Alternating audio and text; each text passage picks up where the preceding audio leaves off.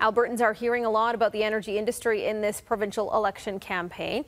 Pipelines and getting our oil to tidewater are big issues, but so is climate change. Some activists say we shouldn't be taking any more oil out of the ground or if building new infrastructure such as pipelines, but others are taking a bit more of a pragmatic approach. Energy writer Markham Hislop is out with a new book, The New Alberta Advantage, Technology Policy and the Future of the Oil Sands. Danielle Smith from Global News Radio 770 CHQR joins us this morning to continue this conversation. Danielle, he's on your show today.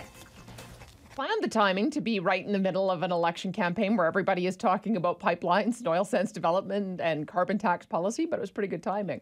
And he's pretty bullish. He seems pretty optimistic about the future of the oil sands, as well as the innovative capacity of the players in it to develop lower and lower carbon fuels.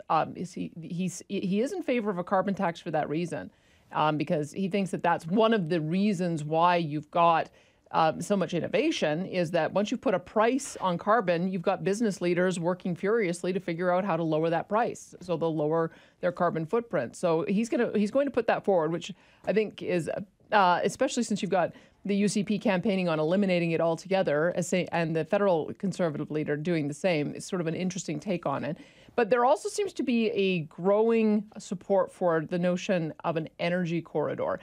First time I heard about this idea was by I think the Edmonton Chamber of Commerce all the way back in 2009 or 2010. And what they observed is it's so difficult for a proponent of a pipeline to go and do all of the individual land negotiations, First Nations negotiations, not to mention all of the technical details of putting a plan together, only to have it refused at the end.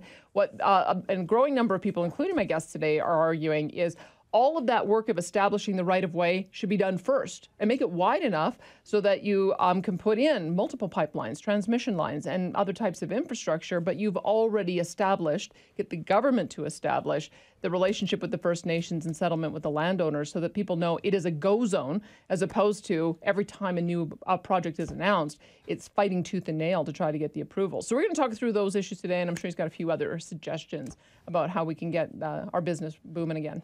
Yeah, so is this a different take altogether than we've seen from this side of things when it comes to big oil? I think it's just one more voice. I mean, it's interesting because we do tend to talk a polarized kind of debate. It's either do a carbon tax or don't do a carbon tax, and he seems to, and those who want a carbon tax seem to not want energy development. He seems to be a bit of a different. He seems to be a mix of the two.